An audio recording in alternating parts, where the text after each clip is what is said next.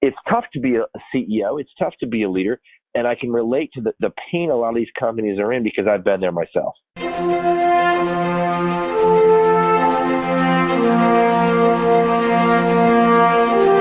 You're listening to Lead to Grow, a podcast dedicated to helping today's business leaders find the keys that unlock meaningful success.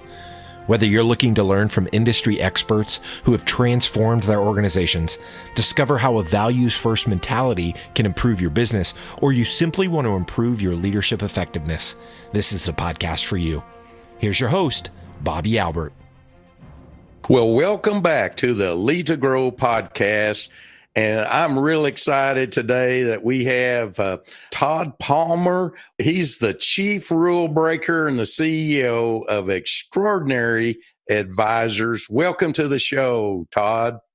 Bobby, thank you so much for having me on today. Thanks so much. Todd, to help our audience learn a little bit about who you are and what you do you mind sharing what you're up to nowadays? Oh, I'd be happy to, Bobby. So what I do basically is I help CEOs and their leadership teams around basically 5 aspects of the business model. And they all tie first and foremost to the first aspect, which is mindset. And I take the mindset piece, talk about the mindset around cash, the mindset around strategy, the mindset around execution, and the mindset around people. And I really show companies some of the challenges that they're running into. If they've reached a glass ceiling, we help them break through that glass ceiling to the next level of growth. If they're struggling, we help them turn it around. And I do it all around those basic 5 pieces. And a lot of times, we're able to move margins. We had one client, we've improved their margins from, single digits to over 40% in less than 8 months. Other companies, we've helped them change over their entire leadership team and remove a lot of toxicity and dysfunction. And it's all around, the 25 years I've been in business and some of the struggles I've had as a leader. And I now work with companies because frankly, it's tough to be a CEO. It's tough to be a leader. And I can relate to the pain a lot of these companies are in because I've been there myself. Well, Todd, thank you for sharing that with us. And I know today that you were wanting to talk about a couple of subjects about failing forward leadership and also about the entrepreneur journey. Do you mind sharing with us why you think this needs to be talked about? I do think it's an important thing that not only leaders and CEOs should be talking about, but I think also leaders of families and leaders in their community, because I think so many people from their upbringing and through the school systems and athletic teams where they run into failure and they think it's the be all and end all. What I mean by that is a lot of times, kids will come home with their report card and they'll get, 4 A's and 1 B or 1 C. And all the parents want to do is talk about that B or that C, not about those A's. Employees are struggling to grow as professionals, and the leaders only want to talk about the things they're not doing well as compared to the things they're doing well. And I'm a big fan of Marcus Buckingham and the work he's done regarding to play to your strengths and Strength Finders 2.0. I really like working with people in the tech space because they realize that the only way to grow a software or an app is through iterative failures in the next version and the next generation. And I believe so strongly that if we as leaders in our companies and in our families are able to take that mindset that failure doesn't exist. One of my favorite authors is Dr. Danny Friedman, and he talks so eloquently about failing forward into success. And he has a mantra where he says, if I'm constantly learning and I'm constantly striving to improve, and the setbacks I have really aren't failures, they're just another thing I've learned. And that thing I've learned is another step on my pathway to being success. It really shifts that mindset so that people are able to live a more cogent and successful and satisfying life versus being stuck all up in the mindset of, I failed, hence I'm a failure. So if I, from talking with you earlier, talking about being a lifelong learner and that if I understand what you're saying is learn from our mistakes so we can fail forward. Absolutely. And if you look at it from a brain science perspective, the mind only learns when something doesn't work. If everything works for us first time out, we're really not learning anything.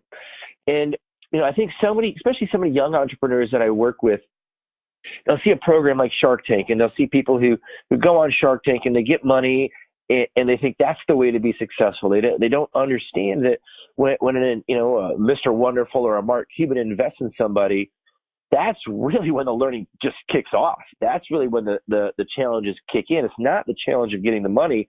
That's certainly part of the process. The reality comes in is working with those entrepreneurs and the challenging conversations and the leaning into the uncomfortable that those successful people, put those young entrepreneurs in place to. That's really where the growth takes place. And that's the only way that you can really grow a business, is to have those setbacks and to have those hiccups, because nobody gets it right immediately. I understand that your business, your prior business, you were by Inc. magazine listed as one of the fastest growing companies. And share a little bit about some of the failures that you went through to get to that point, that success point. Oh, I don't know how much time you have. I hope you have a lot of tape on today's recording.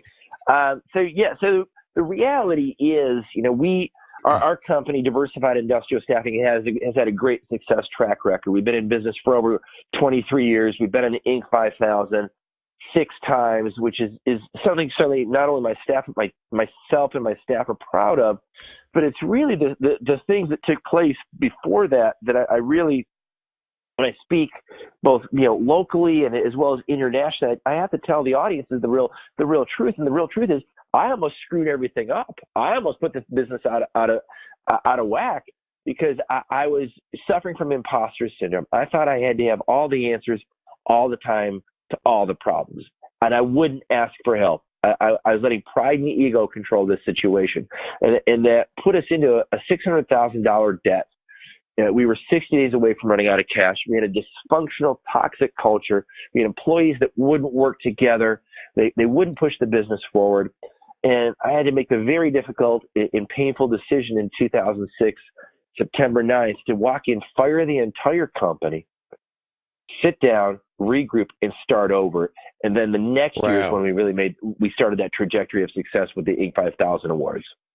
Well, that's definitely failing forward right there. Well, tell us a little bit about your entrepreneur journey. I'm really fascinated what you got to say about that. Well, the entrepreneur journey for me has been really, really fascinating, because I remember thinking it was going to be just a straight rocket ship from 0 to 100, and it has been anything but. So I actually started my first business, believe it or not, when I was about in 6th grade, and I grew up in a small farming town in mid-Michigan. And we had one grocery store. My mom would drive me to school, and we'd stop at that grocery store, and I'd pick up some gum and whatever else. And I just started putting my money in and buying more and more products, and I started selling them at school. And the principal was not a big fan of that, and brought me in, told me that was not acceptable and I shouldn't take advantage of my fellow students. And I remember saying to him, I said, well, if someone wants to give me a quarter for a 5-cent piece of candy, that's on them. That's not on me. That's not fair. And I was very indignant, that rebellious entrepreneurial attitude, and that has stuck with me ever since. And when I started my company in 1997, I was really fortunate that I had people who believed in me, not necessarily my idea. And the friends, the family members, and the fools who gave me money to start off were instrumental. So I share that with people who are listening today. It's people will invest in you as the entrepreneur. People certainly will want your ideas, but they want to see you be successful. And that's where the 80 hours a week come in. And that's where the grinding through the challenges and grinding through the failures and realizing that, no matter how smart you are, you might be the smartest person in the room. But again, if you're the only one in the room, the room's not that smart. We have to grind through these challenges. We have to embrace the awkward moments and the client challenges and the margin challenges. Are we charging enough? And so many entrepreneurs get wrapped up, as I did when I started, is I just want to have a bunch of revenue, and I didn't fully understand how important the margin aspect of the business was. So, my entrepreneurial journey has not been a linear path by far. Hearing you talk, it reminds me of this was prior to 1989. I know that's a long time ago. I could hear your voice saying this kind of thing a moment ago that, I was Mr. Idea Man. I mean, I could have put on a T-shirt with a big I on it because I was Mr. Idea Man. And so prior to that time, I was kind of like the innovator, and those kind of things. So when I got an idea, I would go out and figure out all of the questions, do all of the research, and come up with all of the answers, and then go to my leadership team and say, look what I've done for you. And it never went over well. It was always Bobby's idea. And so it would take me months and sometimes years to implement or execute on what I thought was a good idea. But what had happened is they call it today, but it wasn't called back then. I had a consultant that did a 360 evaluation on me. Okay. And when the information came back, our people were saying things like, hey, Bobby, now, it was confidential, so I don't know who said what. So they were saying, basically, Bobby, when you get an idea, get us involved in bringing about that idea. And I didn't realize the strength of participative leadership until then. And to be honest with you, when I first got that information, I got mad about it. I was thinking, these people don't understand me. They don't know all the stuff I did for them. But they really were sincere and they really wanted to help me. And so I took that leap forward. You're talking about changing how you think about things. I changed when I got an idea. And, but, at the beginning of the decision-making process and before I made a decision, I got them involved. And I was amazed the kind of things that, how our whole group, team of people. And when I sold the company in 2011, we had over 150 employees. So it was amazing what our people from that, they took on the ownership, even though Bobby really owned the company. So I love your comments that you're making and for entrepreneurs to hear the things that you're talking about. By the way, if I understand, you've got a book that's called The Job Search Process. Do you mind sharing a little bit about what you've learned from that? Oh, I'd be happy to. And I certainly have to give you kudos and credit for recognizing as a leader that you don't walk that path yourself. And sometimes it's really hard to look in the mirror and realize that I'm the bottleneck in this process. And if I just open up and I share with my team, the power of several minds can often be greater than the power of one mind. So I want to give you that compliment, Bobby. Well, thank you very much. You're exactly right. Yeah, I think sometimes we as entrepreneurs take that rugged individualistic approach, which at certain points can get us to a great level of success, but it has a limit. So my book, The Job Search Process, is really designed for people looking for their very first job or they're returning to the job market after being employed for a long time. And it's had some great success with high school students and with college students who are getting ready for their big first job search. It's very simple. It's very practical how to do steps. And, I've had people get jobs in as little as, 10 days. I actually just heard from somebody, it's amazing, just last night, who's been on 5 interviews in 3 weeks and received 5 job offers. And now, he's like, oh my gosh, what a great problem to have. But, oh my God, how do I pick? Yeah. Oh my goodness. Yeah, that's a good question. When I've spoken before a college group or something like that, I usually make a comment to them that especially in this booming economy, is that you're as much interviewing that company as they are interviewing you. And there's some key things that as a particularly a first time job seeker, is to, be asking some questions with that potential employer. Todd, one thing I kind of picked up, you're kind of a fun guy, and this may catch you a little bit off guard here, but in your company, did you have a culture that it was fun and people enjoyed working there? It's a great question, because I think I am a fun guy now, but when I was a younger entrepreneur, I was a pain in the butt. I didn't clearly communicate. I didn't want people to think I didn't have all the answers, and all the things we've kind of talked about. So now I think I'm very data driven, and I'm very metric driven. I think I am more fun now, 20 plus years into the entrepreneurial journey. Yeah.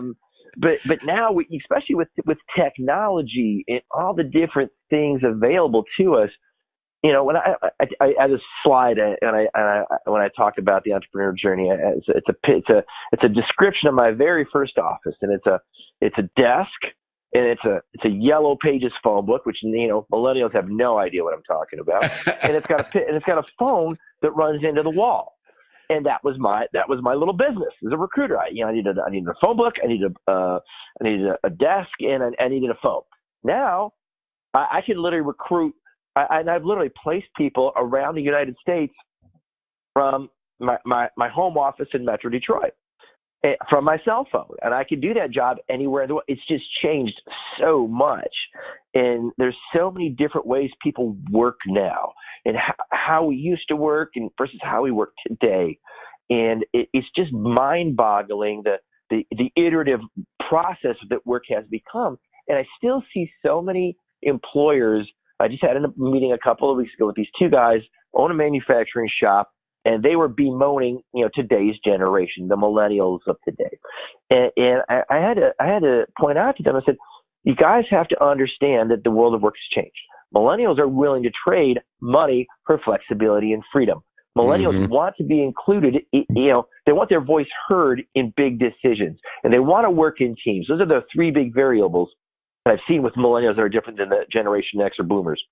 And these guys were like, well, when I started off, I had to start at the bottom of the ladder. When I started, I said, you guys are going to be, basically the two old Muppets in the box complaining about the performance, complaining about it. I said, the world has changed, and so many entrepreneurs don't want to pivot and don't want to change. It's the entrepreneur who has the mentality that you had when you were making those changes, who will get that 360 evaluation, who will engage a coach to help them see things differently. Those are the ones who are going to survive and thrive in a global economy. I try to explain to people, your competitor isn't the other manufacturer or the other retailer looking for people.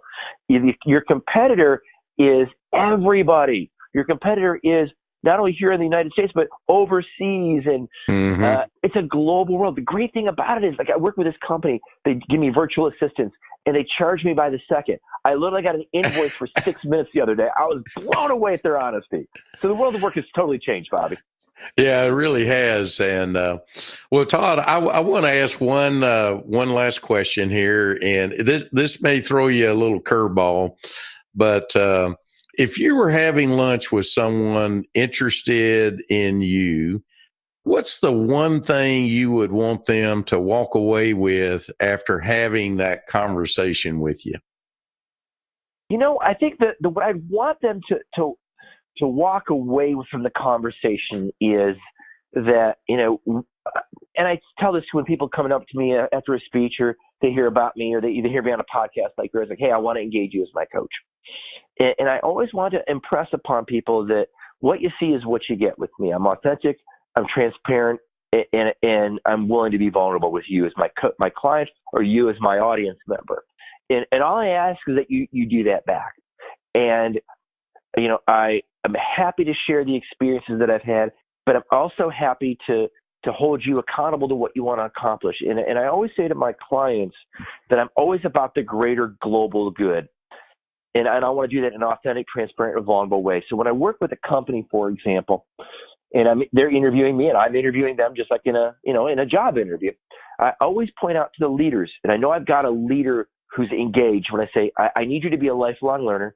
I need you to lead into the uncomfortable, and I need you to understand that I don't work for you as the CEO, and I don't work for your employees. I work for the third party in the room, and I work for the entity. It's almost like when you see people who are in a parenting situation. I'm not for the mom, and I'm not for the dad. I'm for the best interest of the child. I'm for the best interest of the company.